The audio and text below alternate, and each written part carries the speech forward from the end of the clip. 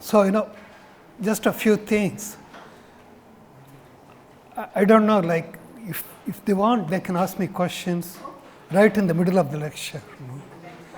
Instead of trying to carry the question over to the end of the talk. So, if you are very welcome to ask me questions.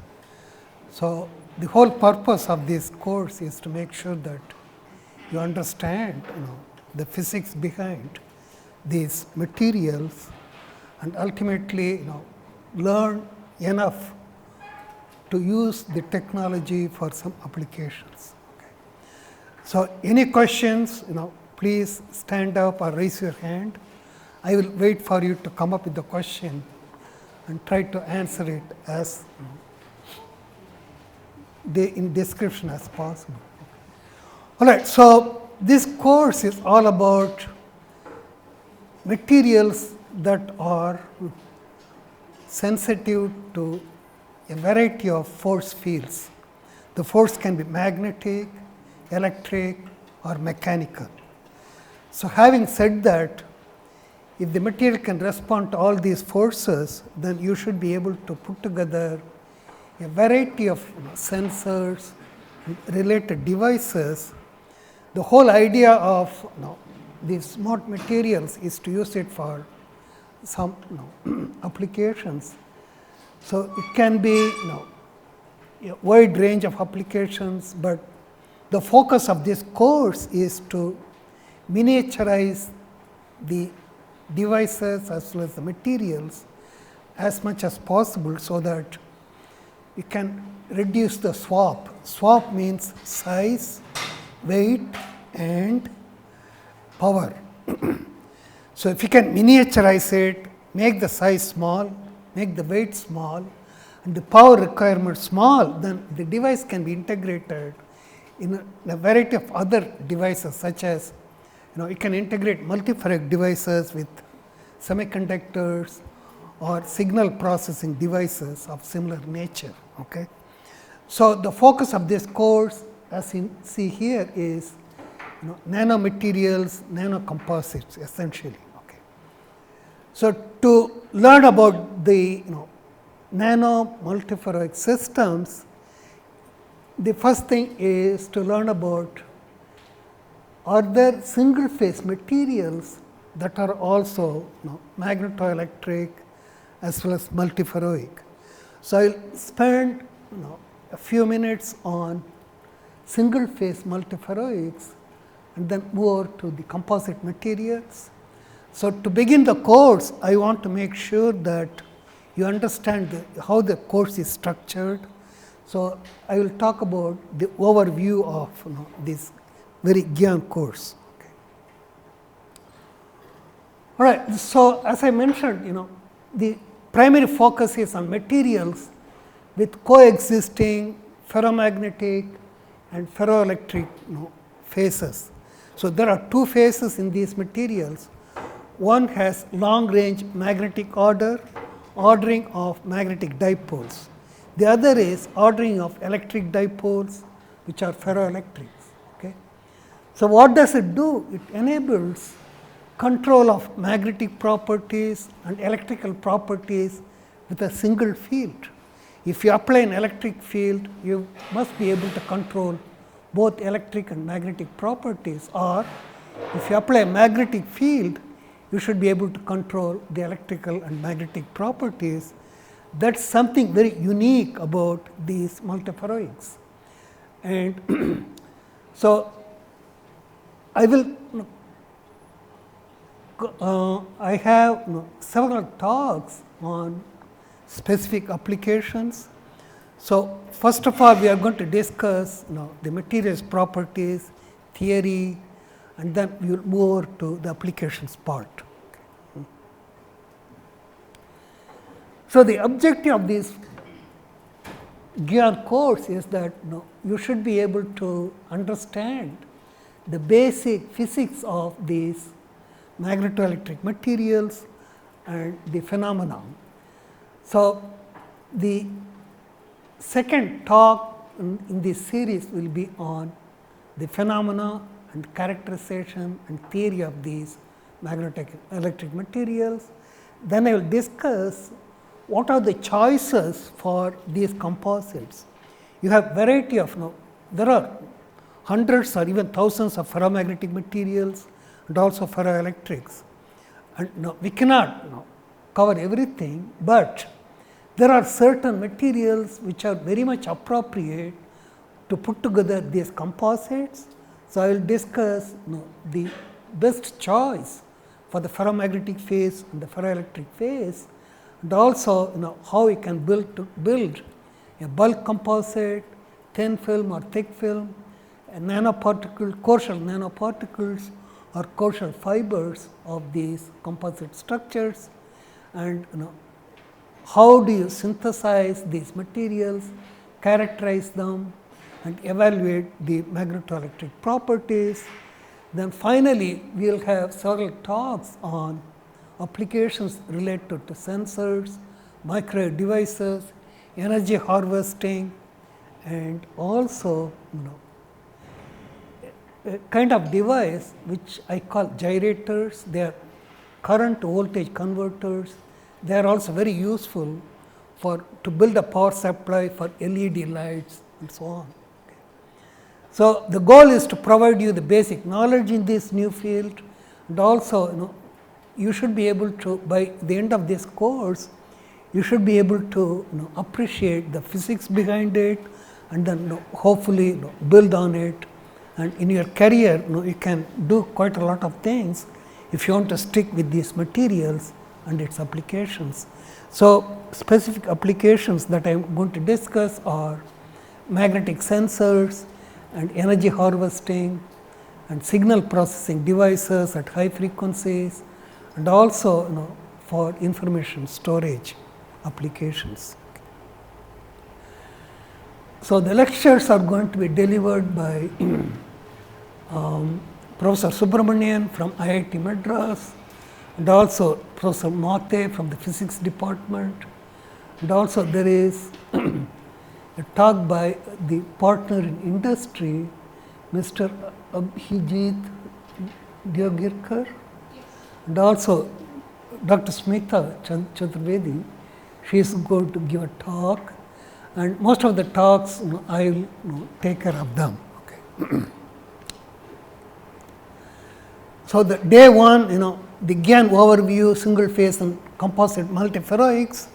Then the second talk will be on magnetoelectric phenomena and theory and experiments. Then this afternoon I will talk about how do you measure the magnetoelectric properties at resonance as well as at low frequencies. Then day 2, Dr. Chaturvedi, she is going to talk about introduction to multiferroic structures, property relationship, and then I will discuss layered composites, and there is a talk by Professor Mate in the afternoon tomorrow on thin film magnetoelectric composites. Then day 3, it's on nanomaterials of these multiferroics.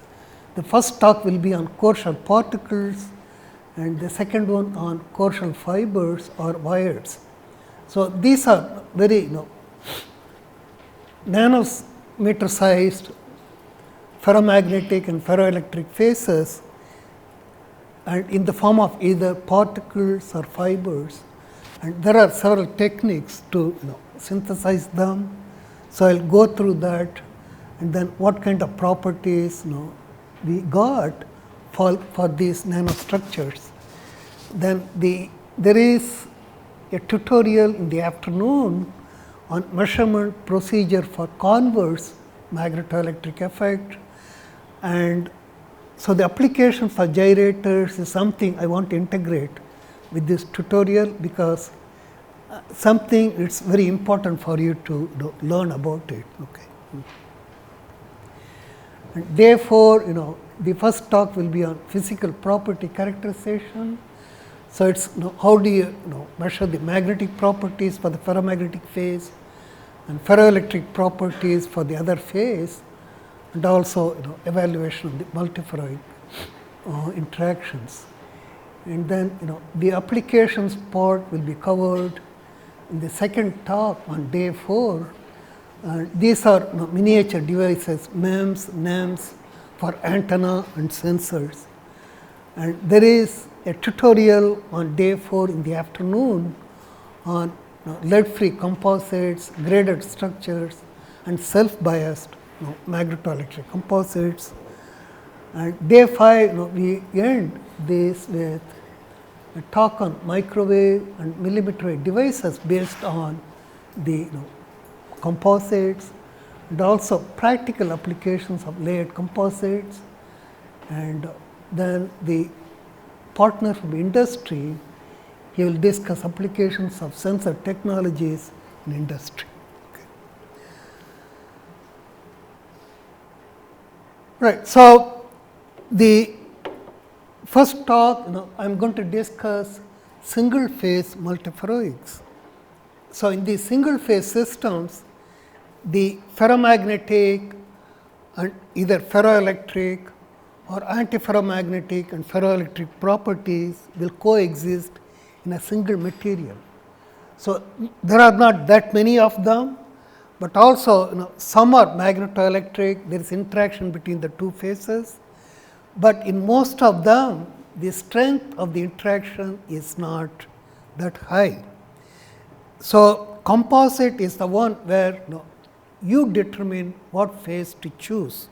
You choose the ferromagnetic phase, and it is up to you to choose the correct ferroelectric phase, mix them together, come up with a material with superior properties that cannot be found in nature in single phase materials. So, that is the advantage of this approach. Okay? It is your choice, it is up to you to come up with the right choice and get the properties that you want. So, in the single phase materials, there are two types, type 1 and type 2. Then I will move over to composites. There are two types of composites, sum property and product property. Then I will end the talk, the first one, with magnetoelectric composites. So, multiferroics, these are materials with coexisting ordering of magnetic dipoles and electric dipoles. As you know, the magnetic dipoles are it is essentially a current. In the case of electric dipoles, you have a positive charge and a negative charge. So, you put together a dipole and it is stable. Okay? But there is no such thing as a magnetic dipole with positive pole and negative pole. Anything to do with magnetism, you know that there has to be a current to produce a magnetic field. Okay? So, in the case of magnetic ordering, you are talking about ordering of the magnetic moment attributed to electrons. So, electrons, they have a spin motion as well as orbital motion around the nucleus of an atom. So, when there is orbital motion of the electron, it is equivalent to a current. So, if there is a current, there is a magnetic field, that is what it is. So, those magnetic moments, if they order, then you have different types of ordering. Ferromagnets are the ones where all the magnetic dipoles are aligned parallel to each other. Ferrimagnetism is similar to antiferromagnetic ordering. The only difference is in the antiferromagnets, two equal moments, neighboring moments are aligned antiparallel to each other. So, the net magnetic moment goes to 0, whereas in a ferrimagnet, one moment is larger in magnitude compared to the other one. So, if the resistance is up and the down moment is smaller, so there is a net magnetic moment. It behaves very much like a ferromagnet, but strictly speaking, it is not a ferromagnet. There is antiparallel moment in the structure, but the parallel and antiparallel, they are not equal. So, there is a net magnetic moment. So, it is very much like a ferromagnet.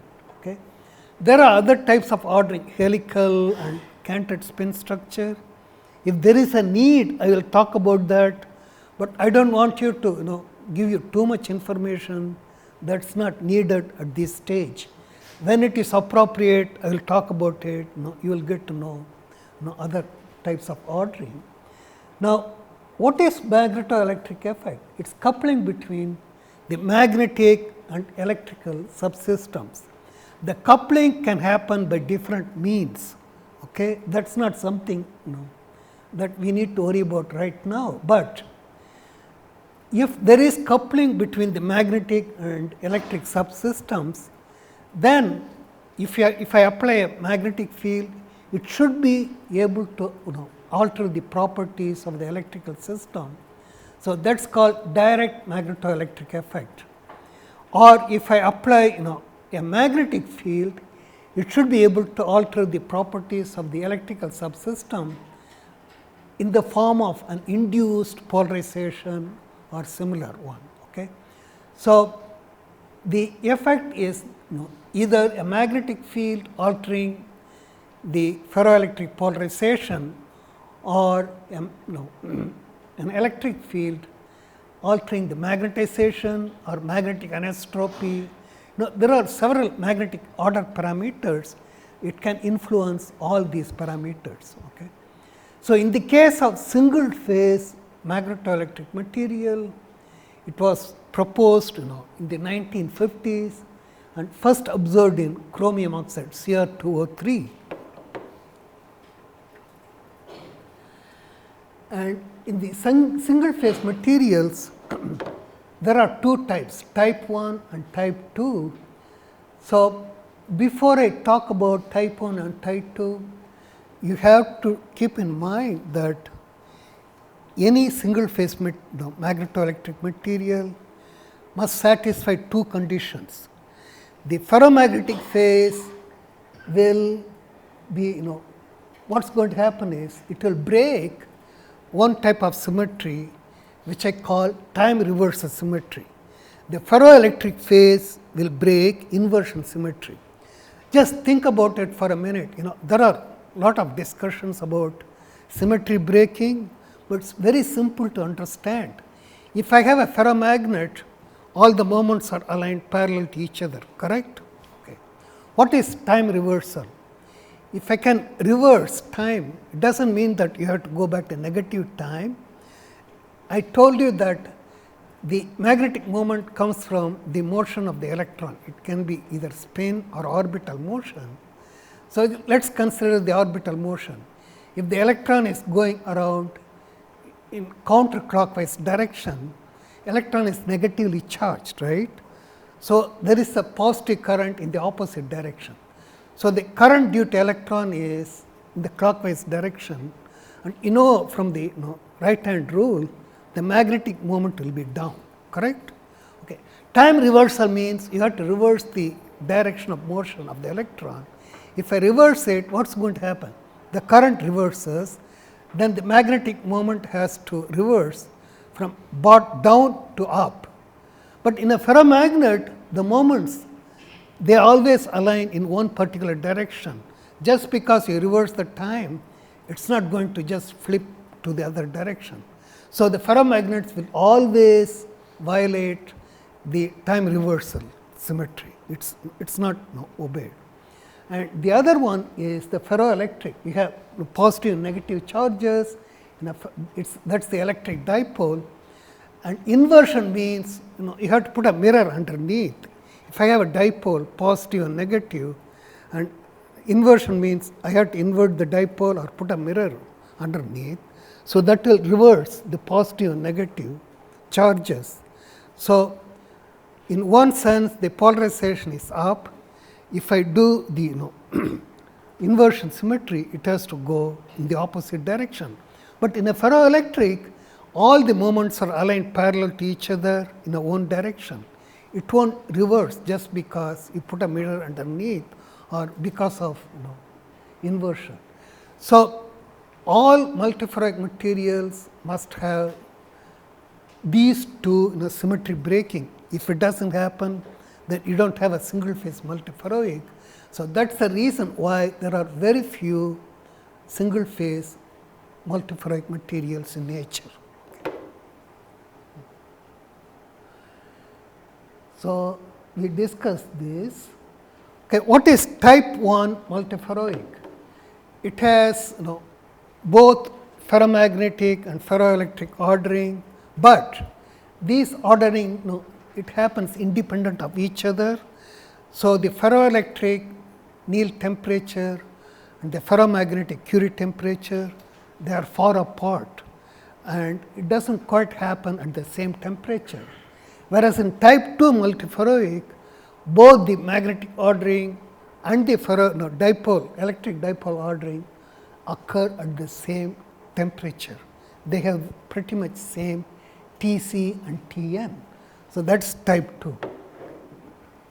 Whereas in a composite, you choose what you want for the ferromagnetic phase and the ferroelectric phase. So these are artificial materials.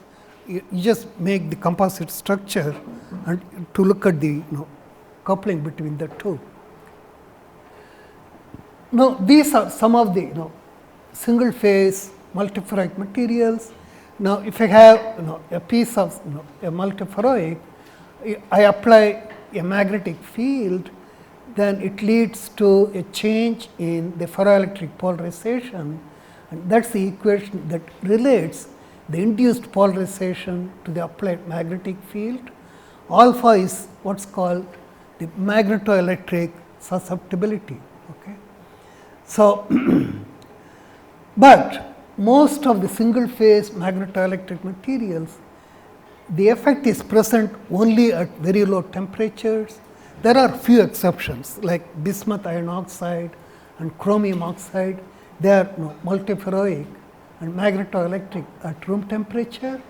So, as an example, I have listed here a series of materials, the magnetic ordering temperature, and also the magnetoelectric susceptibility. It's very small, 10 power minus 12 seconds per meter. And chromium oxide, it has the highest value of 2.67. Others are pretty low. Okay. Right. So type 2 materials, even though they are multiferroic, they have very, very small magnetization. You can look at the magnitude here. It's on the order of 10 power minus 1 to 10 power minus 4 for type 2, and the polarization is also very, very small for type 2 materials, whereas type 1 has a much higher magnetization and also higher polarization compared to type 2. But the composites have, since you choose the ferromagnetic and the ferroelectric phases, the sky is the limit. You can get whatever value you want when you put together a composite. Okay, so just to give you some idea about type 1 and type 2, the best example for type 1 material is bismuth iron oxide. There has been quite a lot of interest in this material. There are literally thousands of papers on bismuth iron oxide. This is one of them. In this talk, I have given some of the references, the journal references. You can go to these articles for more details. And the only way to keep up with the development in the field is to go through the journals and be familiar with what people are doing, and that's the only way you can advance the knowledge in the field, and also that will give you some idea about what's something that others have not done that you could do. Okay.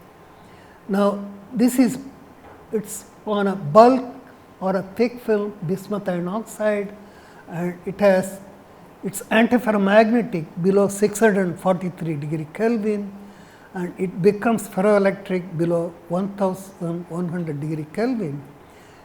The crystal structure is distorted rhombohedron, and it's very well studied system. It has very poor conductivity. This is the conduction, its current J and versus the electric field.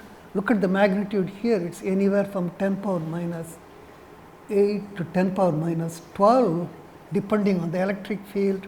So, overall it is pretty much an insulating material. So, the magnetization is anywhere from 0 to maybe 9 EMU per cc depending on the applied magnetic field, and the polarization is pretty good. It's it's more than 100 microcoulomb per centimeter squared, and this delta PR is what happens to the polarization when you apply a magnetic field.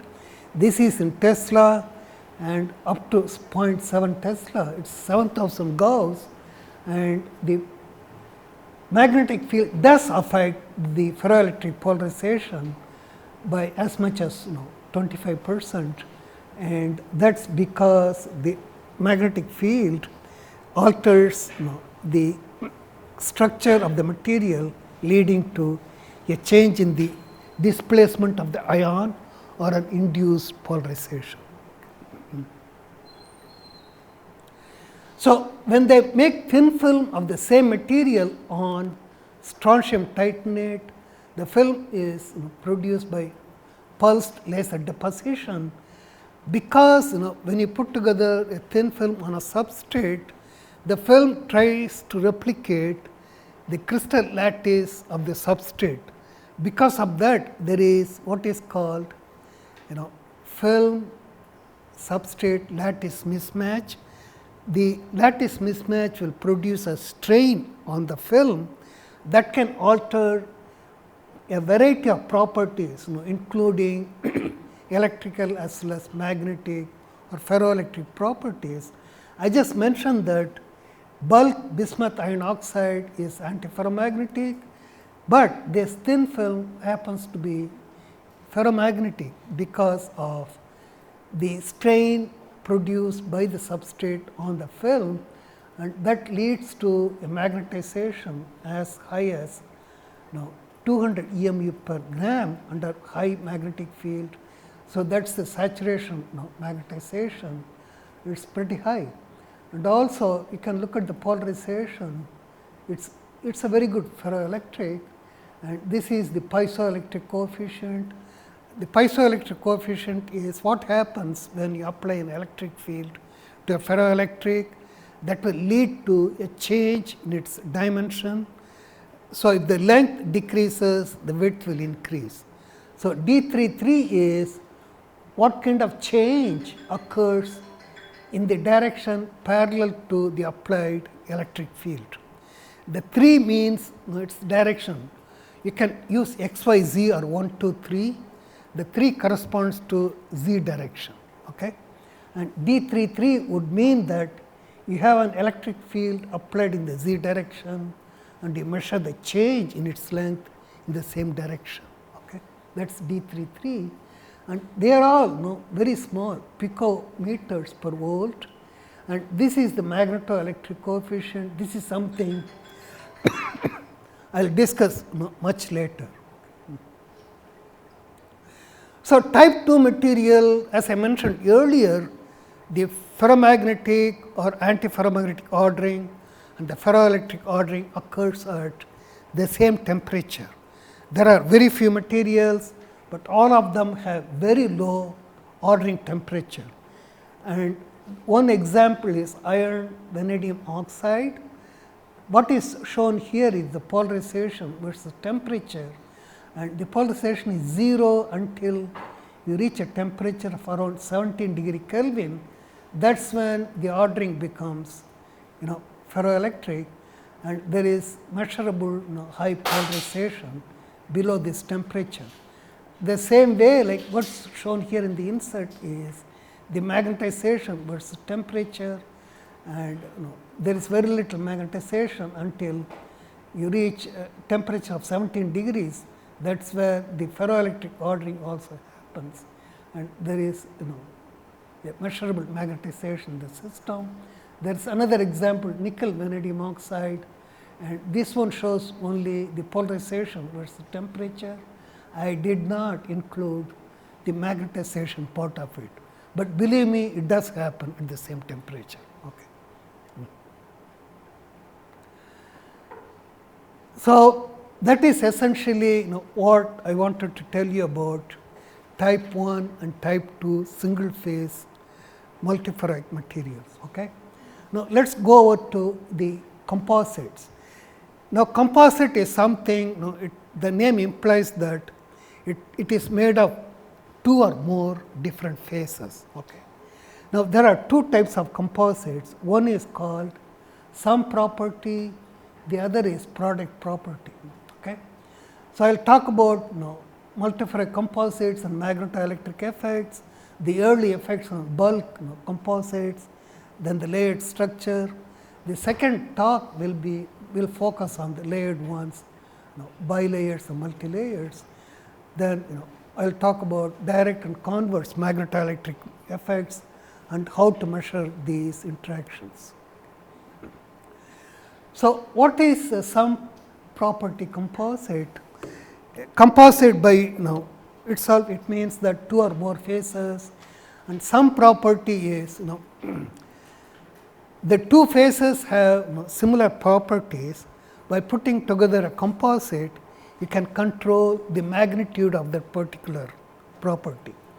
As an example, if I have a semiconductor and a metal, I can put together a composite structure which will have variable electrical resistivity, or you can mix a composite of a dielectric or a ferroelectric, then you can control the dielectric constant, the permittivity epsilon, or you can mix water and milk, you can alter the density of the adulterated product.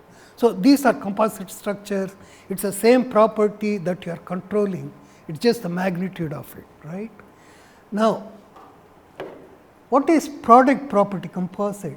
Mixing 2 phases, you get something new that is not present in these 2 phases to start with. Now, it produces something, it is a totally new property, that is product property composites. So, how do we justify that?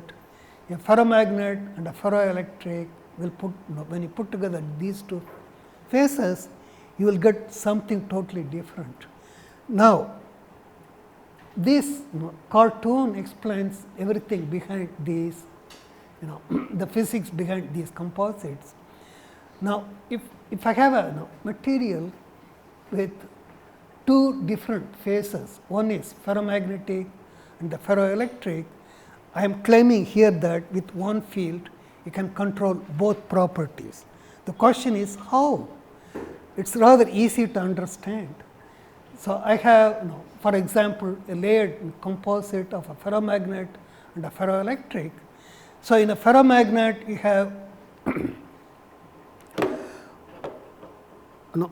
there are regions in a ferromagnet, these are called domains, and each domain the magnetic moment is aligned in a particular direction, but as a whole there are domains in different direction. Ultimately, if you take a piece of iron, it is not going to attract another piece of iron, because the net magnetic moment because of these domains is essentially equal to 0.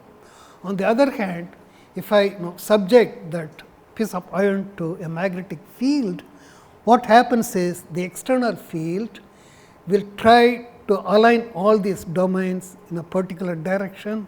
The domains grow, so in the direction of the field at the expense of those domains which are unfavorably oriented. So, the field will orient all these domains, and what happens is this orientation will also lead to a change in the length of the material. If you have a line of magnets, what is going to happen? All these magnets will attract each other, ultimately there will be a change in the length of the magnet. So, it is usually a decrease in the length. This is called magnetostriction. If length decreases in one direction, the volume of the material is a constant. if I press the material in this direction, it is going to expand in the width and the thickness. Okay. So, if you measure a negative change in the length, the other two directions will have a positive change. So, we are going to mainly deal with magnetostriction in different direction, parallel to the field, perpendicular to the field. One will be positive, the other will be negative, or the other way around. So, I want to make sure that you understand that anything to do with magnetostriction, it's not always a decrease in length, it can increase, and also any change in one direction, the change in the other two directions will be opposite in sign. Okay. So, if I have a layered structure like this, a ferromagnet and a ferroelectric, I apply a magnetic field, there is magnetostriction.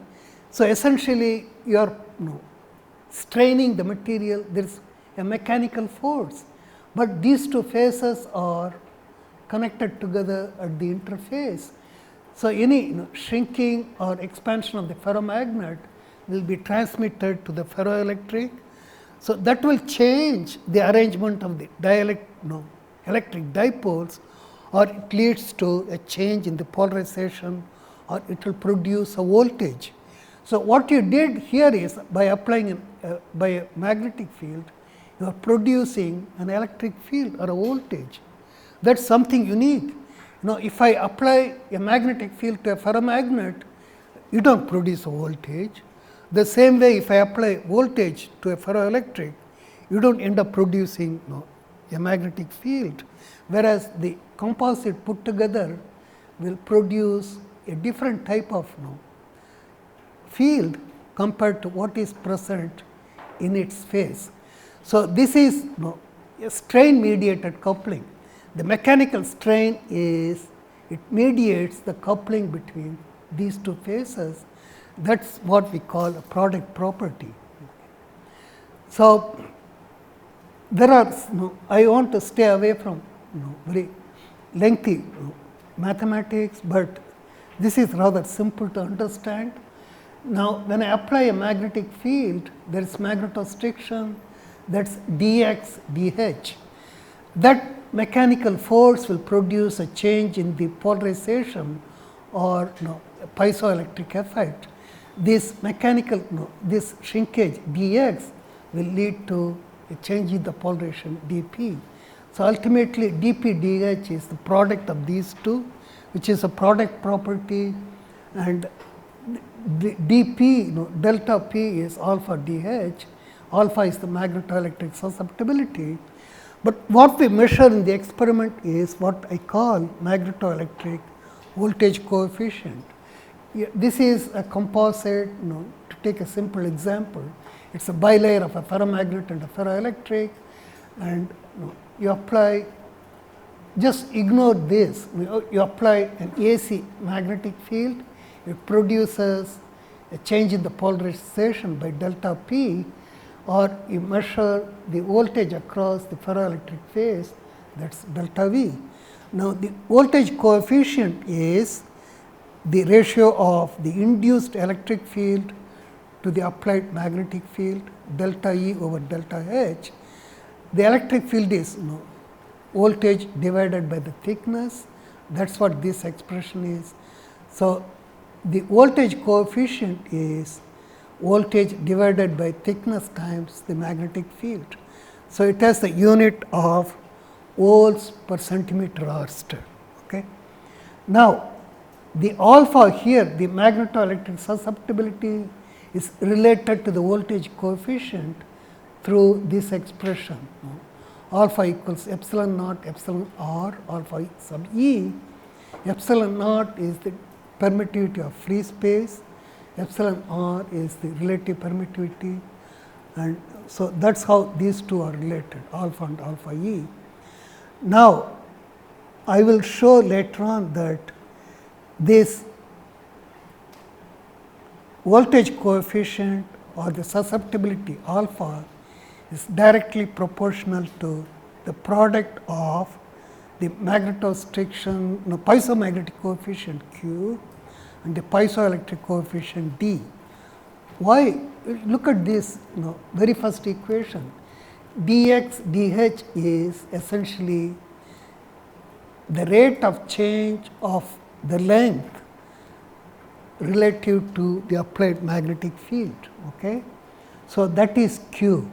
dp dx is a change in the length dx in the ferroelectric produces a polarization change delta p, that is piezomagnetic coefficient. So, it is directly proportional to the product of these two terms. So, the question comes down to, okay, we have hundreds of different material choices for the ferroelectric and the ferromagnetic material. So, what would be the basis for choosing the ferromagnetic phase and the ferroelectric phase? It is based on what I just mentioned. If you want to have a composite with very good magnetoelectric voltage coefficient, since the voltage coefficient is proportional to the product of piezomagnetic coefficient and the piezoelectric coefficient, the ferromagnetic phase must have high value of q. The piezomagnetic coefficient q is the slope of this data shown here. What is shown here is the magnetostriction versus a bias magnetic field. This is lambda 11, it is measured parallel to the magnetic field. Ignore this one. Okay? Now, q is d lambda dh, or the slope of this. So, the ferromagnetic phase must have high value of the magnetostriction and very large slope of its change with the static field. So, you want to have both lambda and d to be large enough for the composite. Now, there are a variety of ferromagnetic materials. Some of them are 3D transition metals and alloys, rare earth metals and alloys, and there are ferrimagnets which are called ferrites. They can have different types of structures. It can be spinel structure or hexagonal structure. There are also oxide ferromagnets such as lanthanum manganites as well as yttrium and garnet. So, there are quite a variety of phases available for our choice, and depending on the kind of application you want to choose the right ferromagnetic phase. Okay. And the ferroelectric phase, there are quite a few choices. For example, lead zirconate titanate or PZT is a very good ferroelectric to use in a composite, and this is the phase diagram for PZT. It is a combination of lead zirconate and lead titanate, and there is what is called morphotrophic phase transition. It happens at around 0.52 of lead zirconate and 0.48 of lead titanate.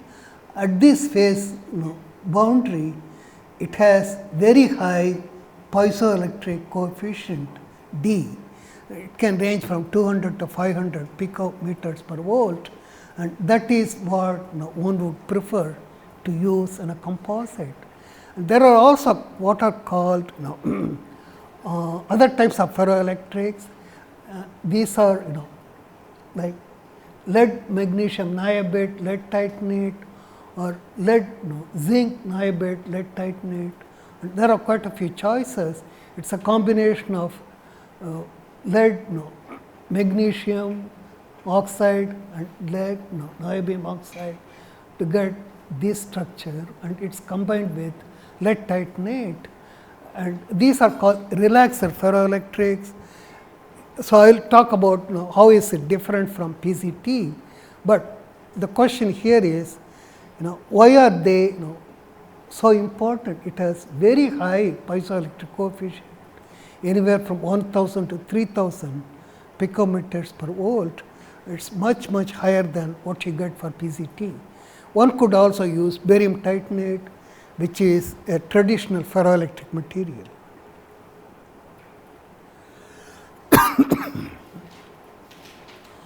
All right. So, when you put together a composite, then you talk about what kind of properties it may have. One is called direct magnetoelectric effect, which is you apply a magnetic field, look for changes in the ferroelectric properties. That is direct magnetoelectric effect. So, the converse effect is you apply an electric field, look for changes in the magnetic properties. So, that could be investigated by several means. You can do traditional hysteresis M versus H, then apply an electric field, look for changes in these parameter M versus H.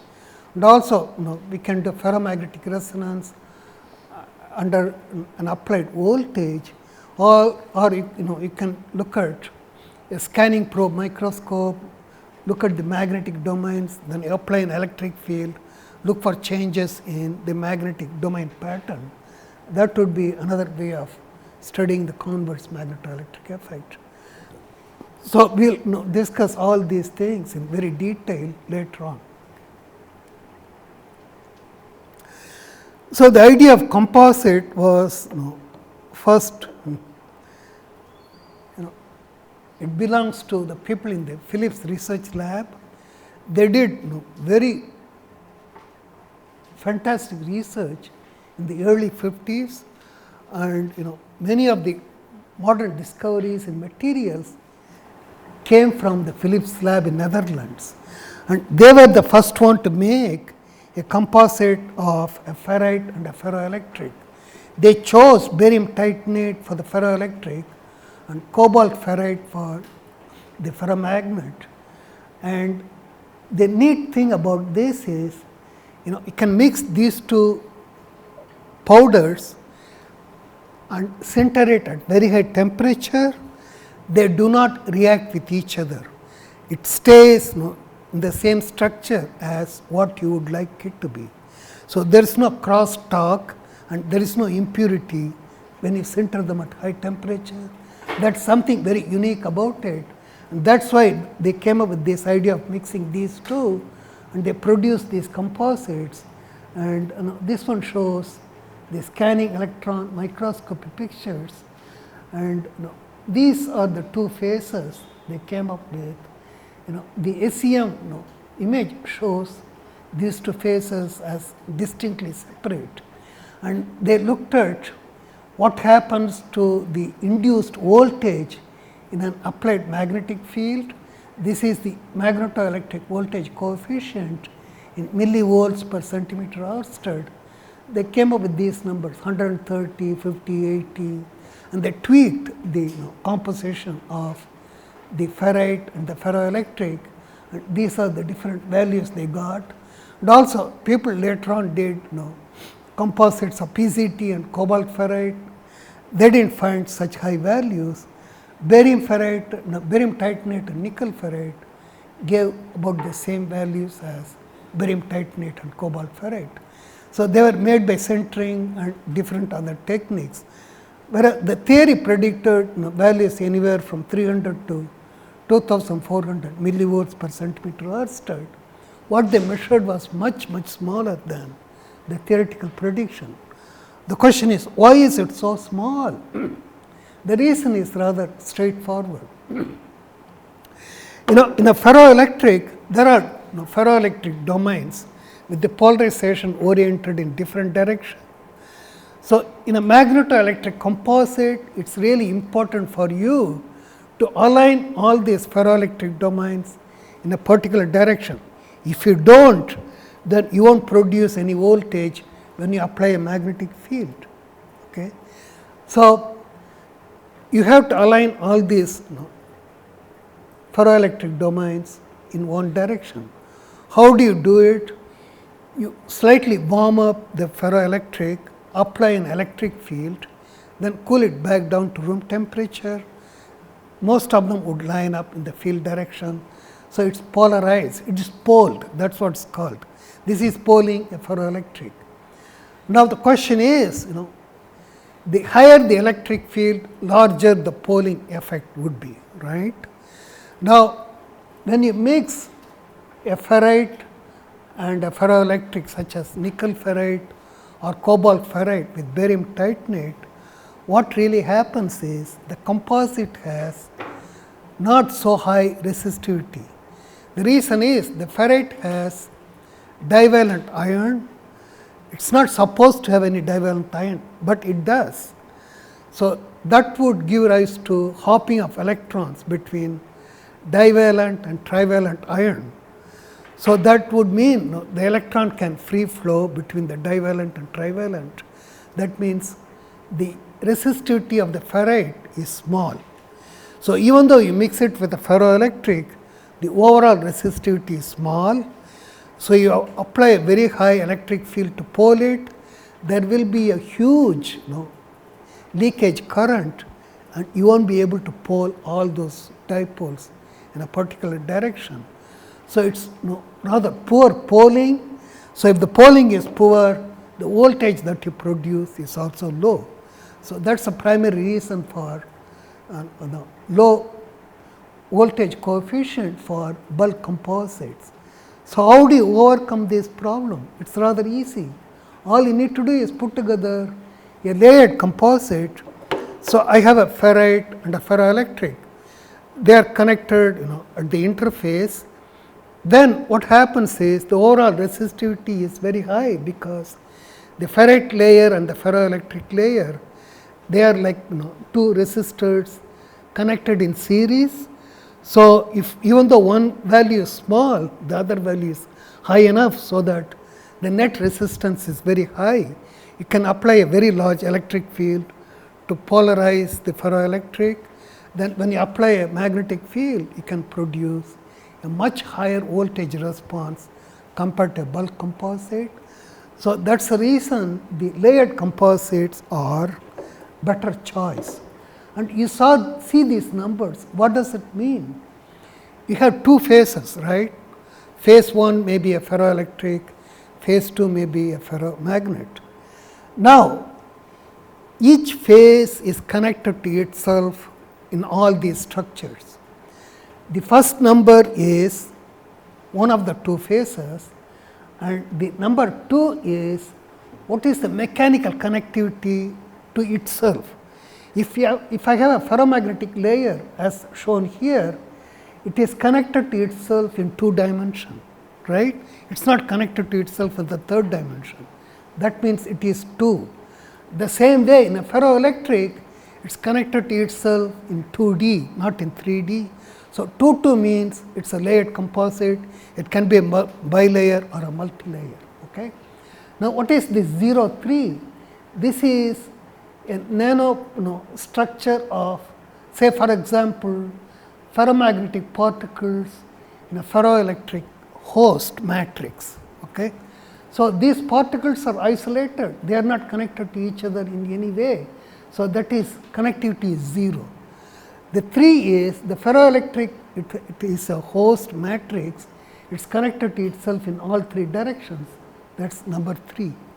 Okay. Then what is this 1, 3? It is a pillar of a ferroelectric in a ferromagnetic host. So, this nano pillar, it is connected to itself in one direction, that is number 1, whereas the other 3 is the host matrix is connected to itself in all directions, that is number 3.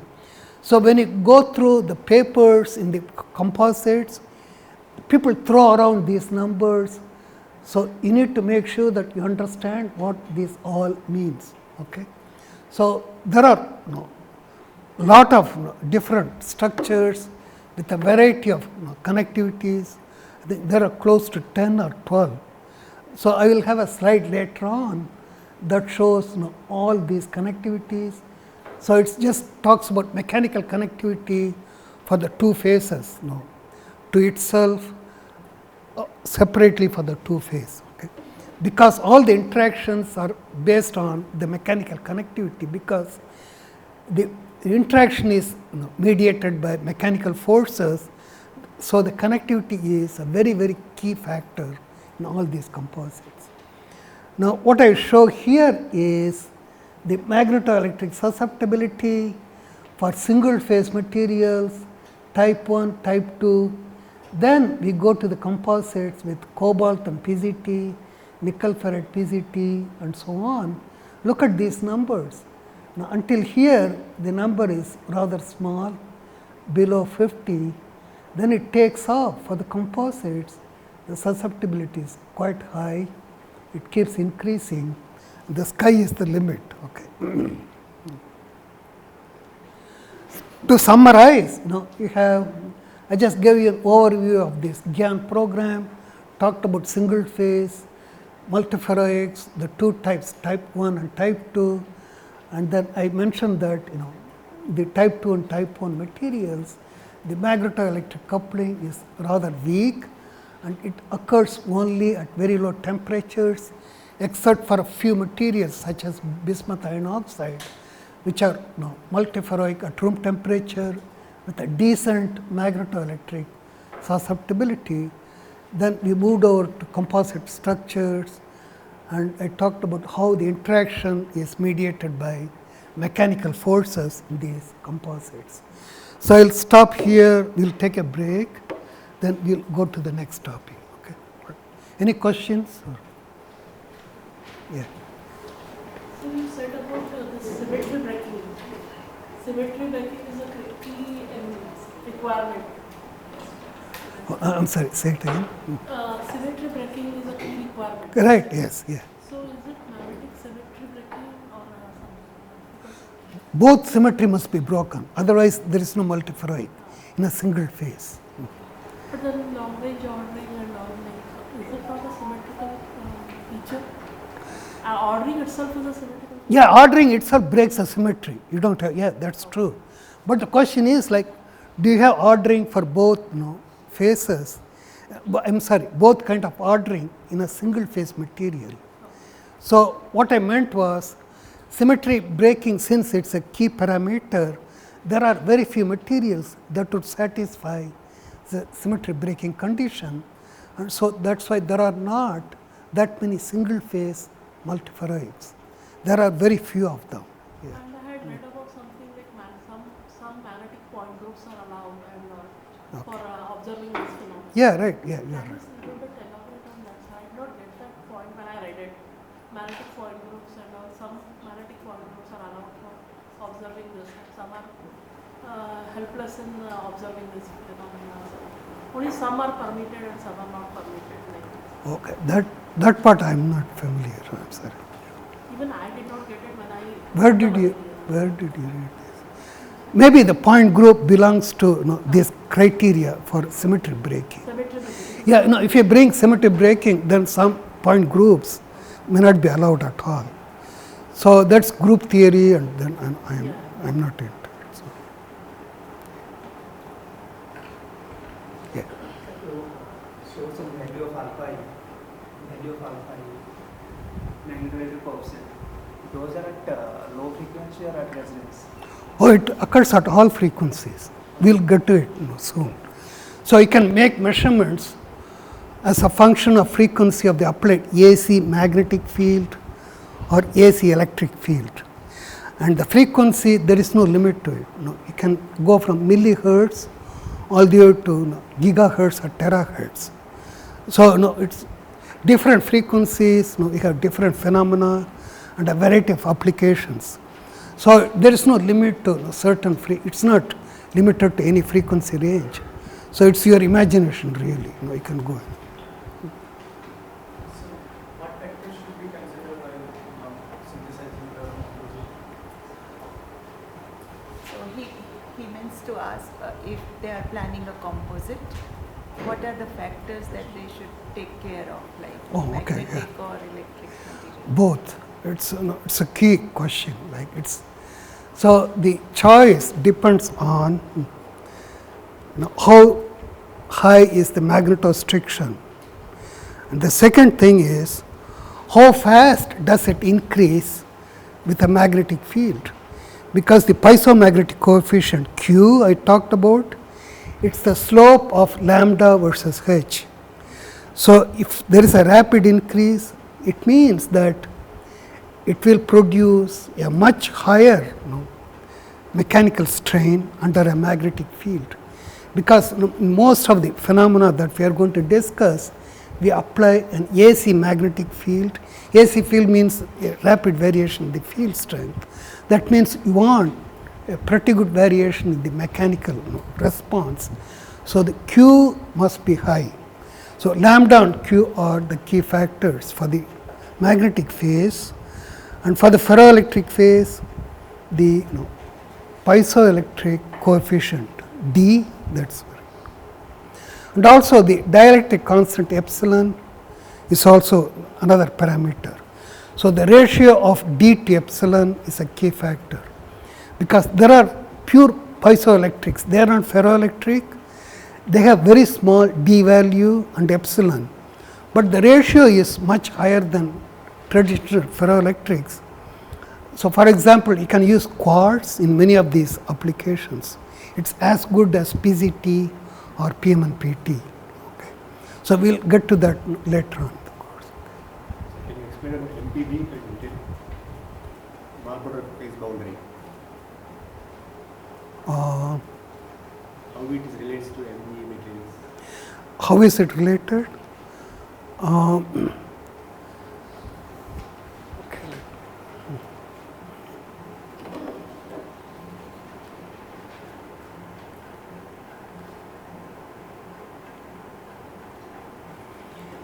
Yeah, look at the first equation.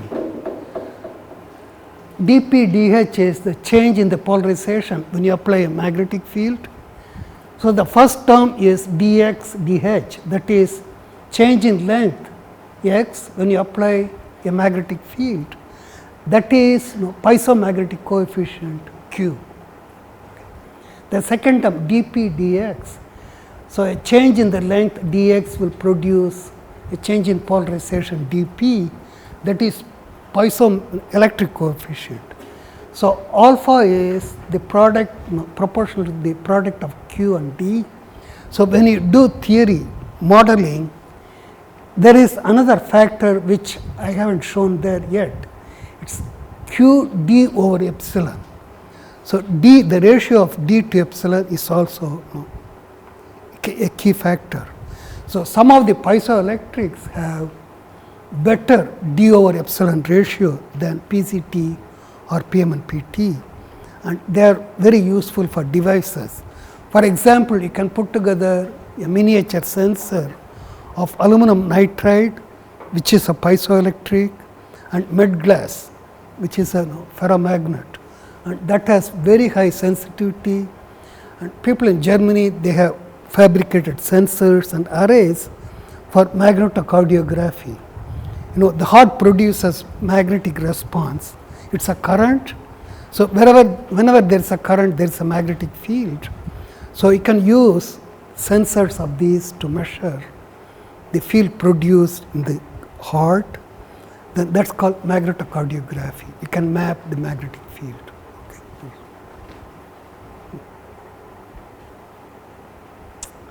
Yeah. So, in the dipole multiferroic, you see that in the ferroelectric and magnetic ordering, the temperatures are very widely different. And in composite also, the components are widely, they are different properties, ferromagnetic and ferroelectric. So, what is the difference between type 1 and composite? Oh, type 1, they have very poor coupling between the two.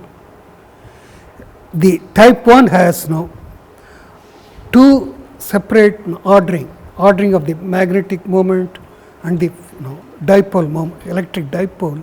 They occur at different temperatures. So, at some temperature they will coexist, but the coupling between them is very, very weak. Whereas in a composite, it is very strong. That is the key difference. Okay. So, when you measure the magnetoelectric susceptibility for type 1, it is extremely small. That was the final slide I showed.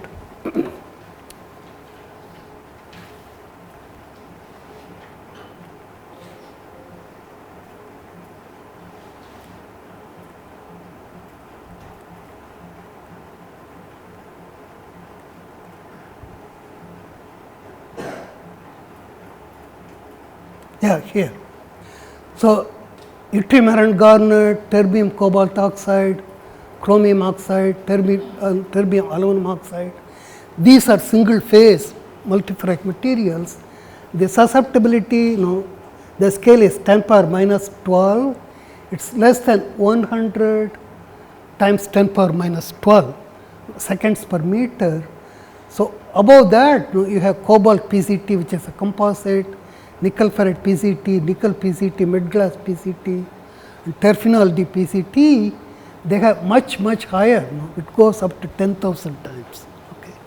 So, you compare 1 to 10,000, it's a huge difference. All right, okay. So, shall we take a break for 5 minutes?